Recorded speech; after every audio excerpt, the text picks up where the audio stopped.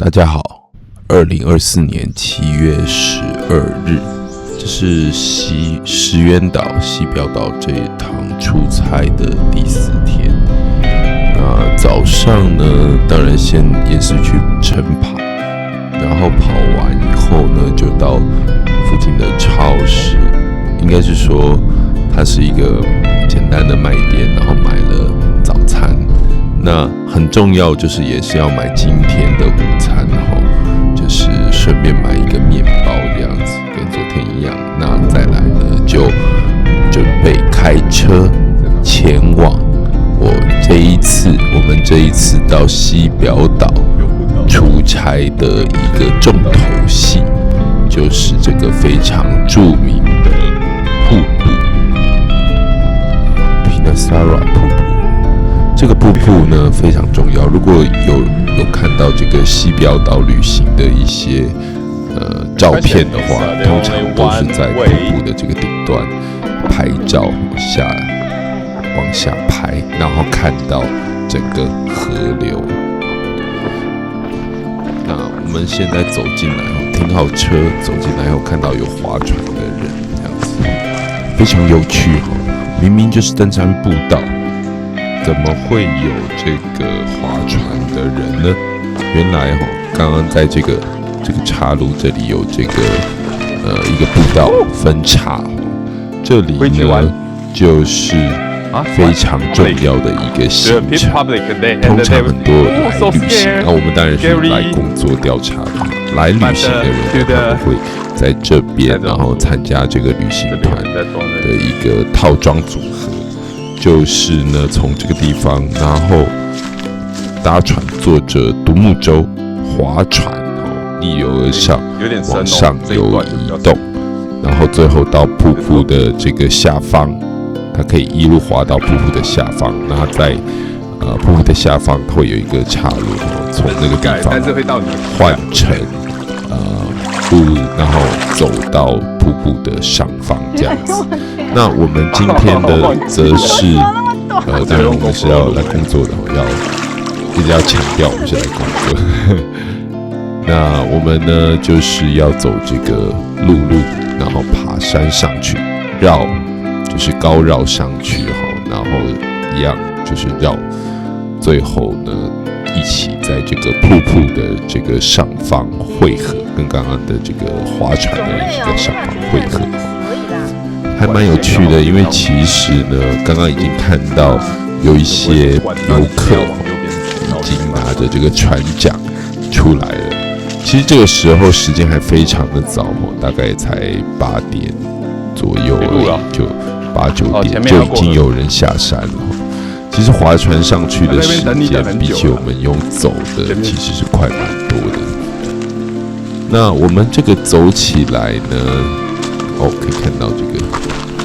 说难，你说很难吗？我觉得比前一天的那个要涉水的简单一点。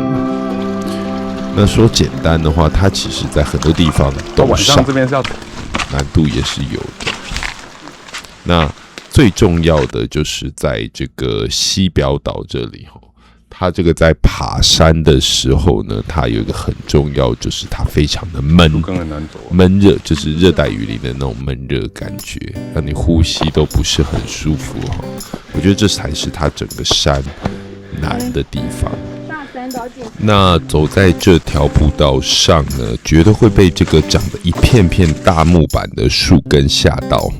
这叫做仙岛苏木。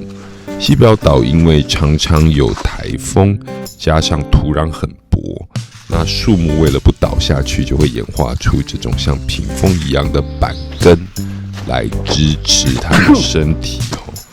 在以前呢，没有指南针的年代，岛上的猎人呢，甚至会用石头去敲击这种板根，发出咚咚咚的声音，来跟同伴呢传递讯号。简直就是天然的丛林对讲机非常有趣。那毕竟是热带雨林大家走路真的要看脚下。那西表岛呢有2大野生动物传奇，一种是全岛只剩100多只的这个珍贵的西表山猫。那今天大概是遇不到哦，而且甚至我发现它可能离这个马路还比较近。那另外一个很有可能遇到就是破布腹蛇哦，虽然白天都在睡觉，但是踩到就不好玩了。那另外也要小心这个蚊子还有昆虫，它也是世界遗产登记强壮哦，所以要很小心呢。有防蚊液的话，有机会也是可以使用一下这样子。好，那就现在就继续往山上移动，可以看到现在有一些路线是非常陡峭的，爬起来，特别我们手上还有拿一些工具，的确是有它的难度在的。不过我们也可以透过这个爬一爬，然后就停下来啊。现在刚好看到一个巨大的倒木，那我们要在这边倒木这边停留久一点哦。我的同伴他们要分别把这个倒木稍微翻一下。这个树对蚂蚁来说是好的树吗？需要的这个样本。那你要把它翻动。那之前呢，我们在这边有，但是它不是要这里，同仁有在这边发现一些很有趣的这个废莲哦，所以都这个有特别要停下来看一下。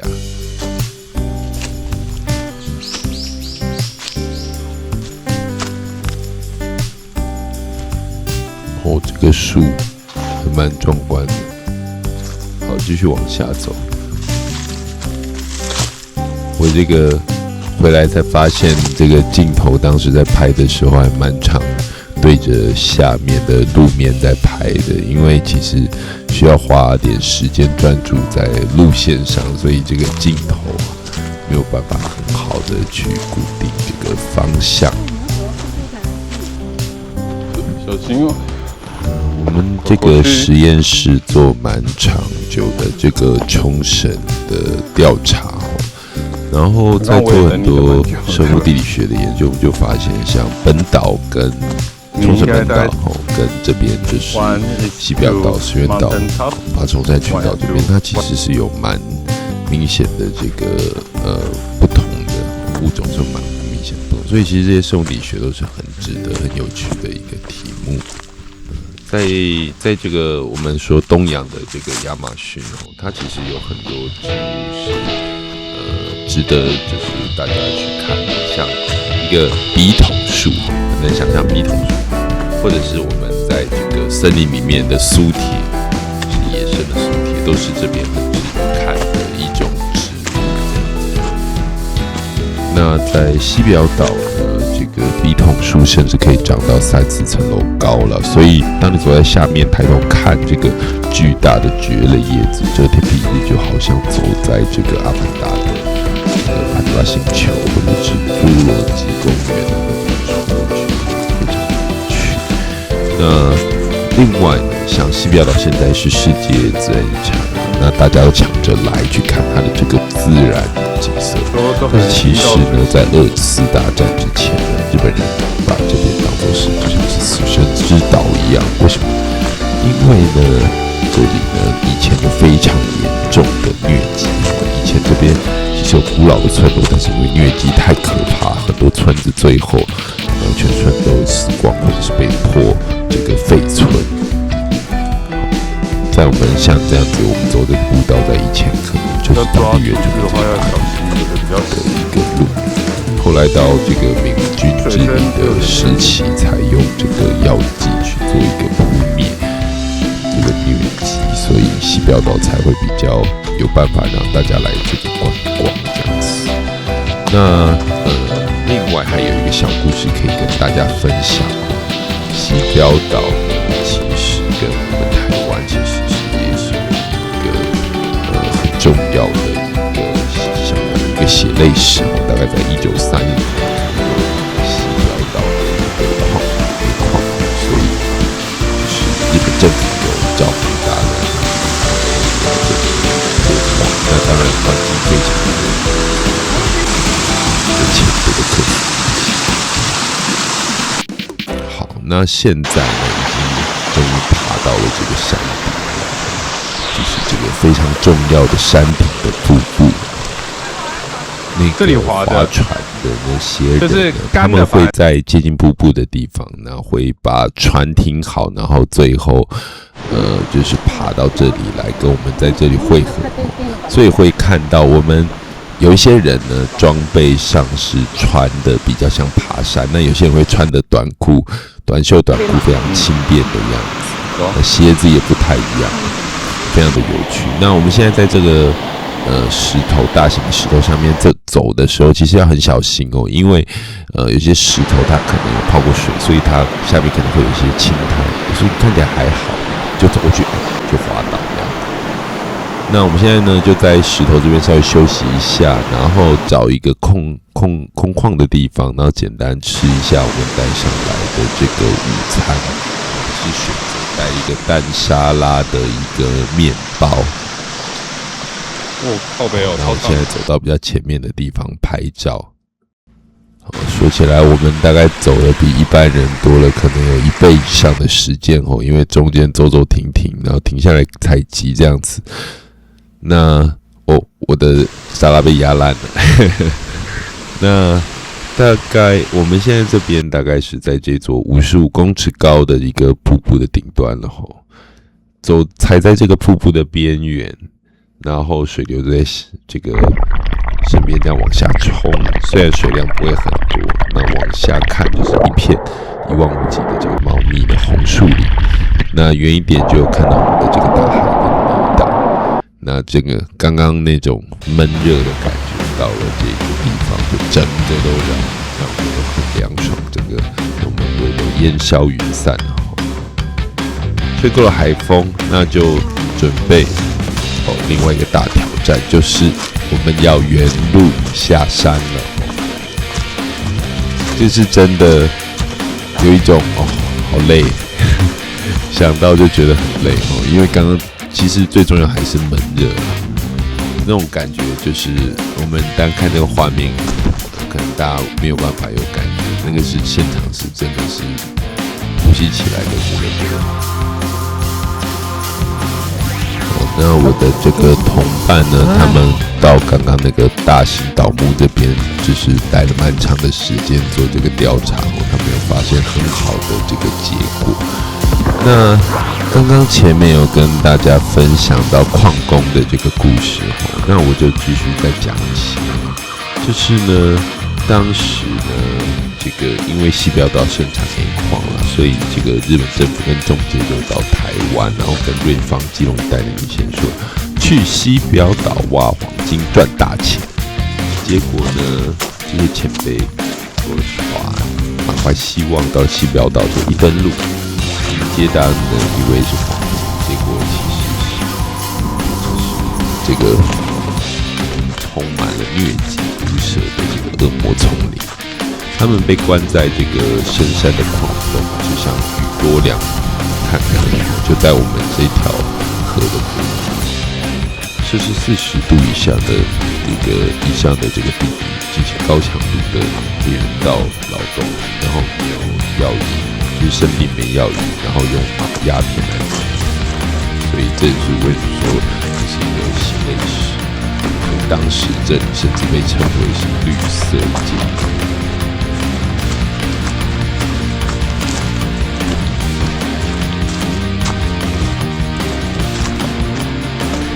讲了一个这么感伤的故事说真的，就是我们原路折返，虽然走的是同一条路，但是去程带着畏惧跟惊愕，回程带走这个漫漫的历史故事，亚马逊般的奇幻画面，还有对这座岛屿、对大自然的见识。这座全日本最纯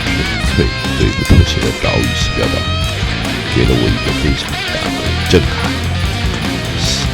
如果你的灵魂的渴望真正的原始探险，我相信在这边你可以得到一个很大的感触。有机会的话，希望你可以把它放到你的这个愿望清单里面，一起来这里探险。